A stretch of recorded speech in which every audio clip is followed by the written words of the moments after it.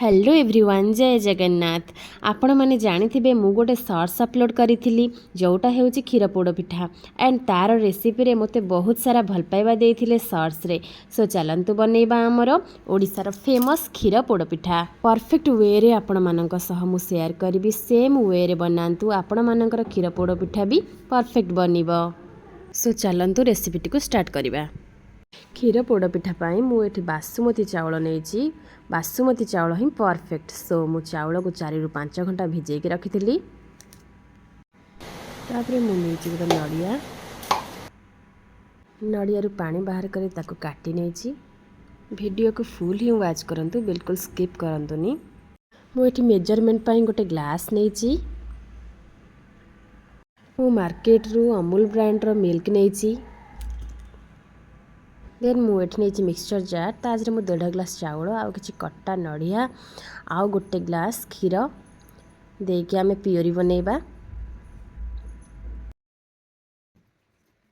सो एठी हमर better ready हो जाइए।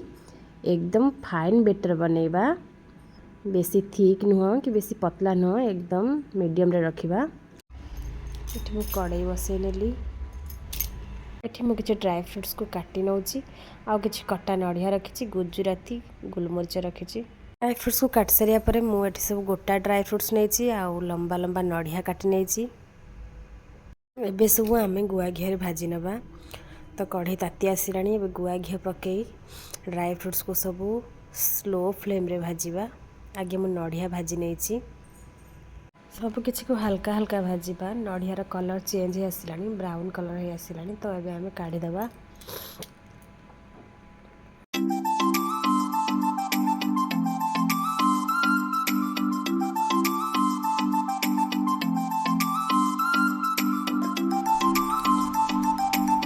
तापरे आमे ड्राई फ्रूट्स को भाजी नबा।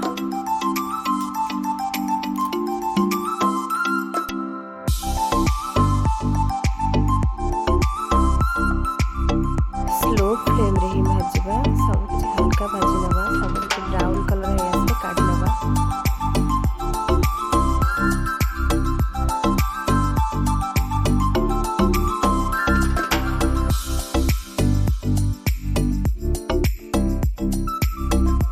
सब किसी ड्राई फ्रूट्स भजा सरीगला। तापर आमे क्षीर नबा।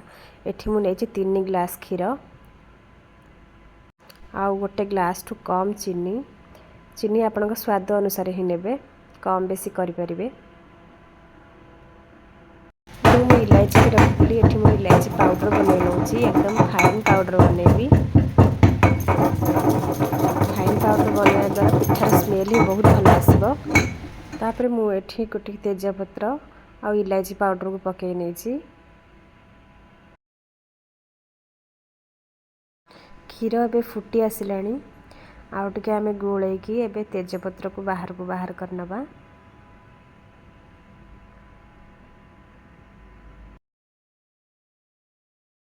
देन एबे आमे जो प्योरी बनैथिले एबे ताको अल्प अल्प पकेकी भल से गोळै नबा।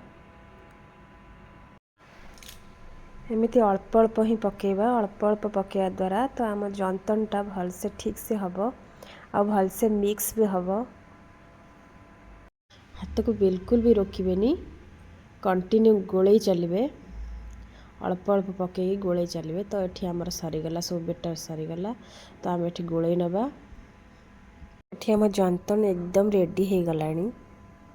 बेसी ड्राए हैनी कि बेसी स्मूथ हैनी, जेतिकी दरकार सेतिकी हैची, एकदम परफेक्ट हैची। तो एबे आमे कढ़ई को चूलारू काढ़ी नबा। देन एबे जिबा आमे नेक्स्ट प्रोसेस को। पिठा पोड़िया पई मु एठी नेची प्रेशर कुकर।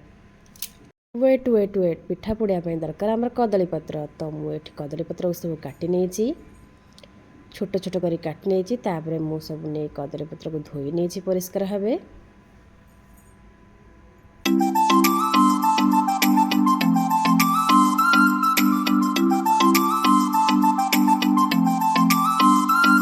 एबे मु कदली पत्र को प्रेशर कुकर दे नउची। चारियाडे भल से दे नेची कदली पत्र को।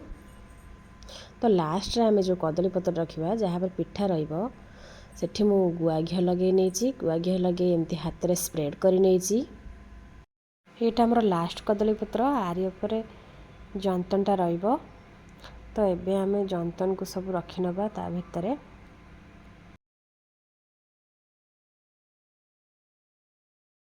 ଆମର ଯେଉଁ ଏକ୍ସଟ୍ରା କଦଳୀପତ୍ର ବାହାରକୁ ବାହାରୁଛି ତାକୁ ଆମେ ଏମିତି କଟ୍ କରିନେବା। ତ ଜନ୍ତନକୁ ଆମେ ସବୁକିଛି ଦେଇନେବା, ତାପରେ ହାତରେ ଏମିତି ପ୍ରେସ୍ କରିବା।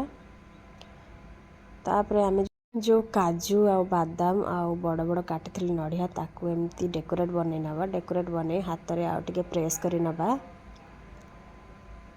ମୁଁ ଏଠି ହୁଇସିଲ୍କୁ ବାହାର କରି ନେଇଛି। ତାପରେ କଭର୍ କରି ନେବା।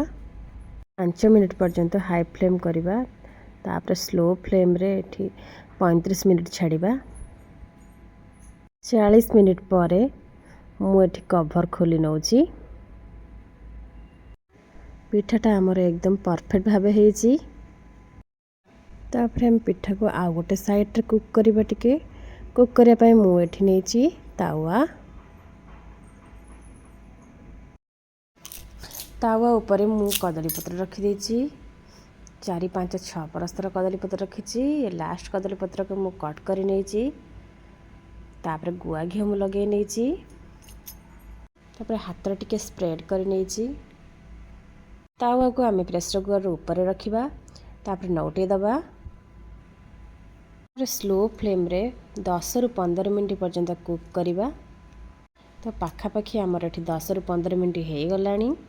ତ ଆମେ ଏବେ ତାୱାକୁ କାଢ଼ି ନେଇ ଆସିବା ତଳକୁ। ଏବେ ଧୀରେ ଧୀରେ ପ୍ରେସର କୁକର୍କୁ କାଢ଼ିବା।